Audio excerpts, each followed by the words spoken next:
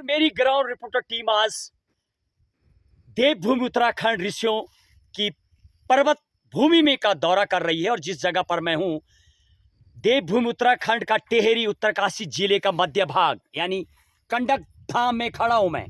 कंडकेश्वर भगवान का बिल्कुल मंदिर जो बनने जा रहा है मेरे दाईं तरफ है वो।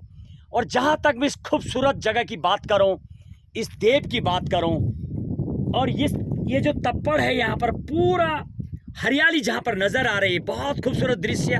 दाईं तरफ उत्तरकाशी जिला और बाईं तरफ पड़ता है टेहरी जिला चालू हो जाता है।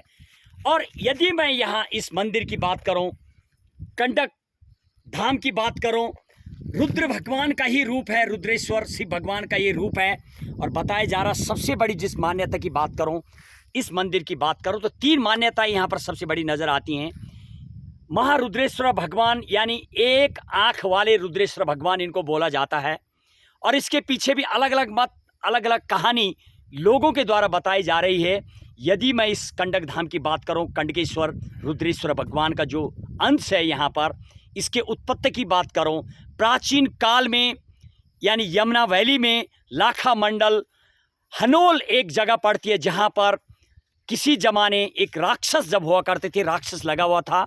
और उस राक्षस से बचाने के लिए कोई वहाँ के एक बुजुर्ग थे जिनको एक युक्ति सूझी और वो जा पहुँचे जम्मू कश्मीर। किसी ने उनको बताया कि रुद्रेश्वर भगवान यानी शिव भगवान ही एकमात्र हैं जो आपको वहाँ पर इस घटना उस राक्षस से बचा सकते हैं। और जब वो बुजुर्ग जम्मू कश्मीर पहुँचते हैं तो उन्होंने वहाँ पर ढूंढने का प्रयास किया, लेकिन वहाँ पर उनको कुछ नज़र नहीं आया। वहाँ से एक फूल को लिया है, बताया जा रहा सफ़ेद कलर का फूल था। आज भी इसके नज़दीक कहीं पर वो फूल होता है। और वो फूल लेके जब आते हैं हनोल में, जब वो पहुँचते, पैदल मार्ग आप अंदाज़ा लगाए उस प्राचीन काल में पहुँचते हैं, तो वो जब आए और कहीं ना कहीं उनके साथ साथ रुद्रेश्वर भगवान ही ऑटोमेटिक चले आए। और वहीं से उस फूल को जो बताया जाता है, जब मैं पिछले साल अपने दौरे पर है, लोगों को बताना है, यहाँ से 3 किलोमीटर की दूरी पर कोई सफ़ेद फूल होता है ऑटोमेटिक, और अपने आप वो समाप्ति हो जाता है। वही कहीं ना कहीं कहानी जुड़ती हुई इस जगह पर जहाँ पर मैं अभी हूँ, कंडकेश्वर धाम का बहुत ही भव्य दिव्य मंदिर बनने जा रहा। दाईं तरफ है वो भगवान का जो रूप है कंडकेश्वर धाम का। कई लोगों की आस्था यानी कई गाँव कि लोगों की आस्था इस मंदिर के प्रति है। और यदि मैं पूर्व में बात करूं तो कई राजनेता यहां पर पहुंचे हुए थे जब यहां पर मेला हुआ। और ये दूसरी कहानी बताऊं तो यहां पर ब्राह्मण लोग इसके पुजारी नहीं है, राणा लोग यहां के पुजारी हैं। ब्राह्मण लोग जब पूजा करते हैं तो बताया जा रहा है जब पूजा होती है तो यहां पर खीर, दूध, दही का खासी यहाँ पर पूजा में इस्तेमाल किया जाता है।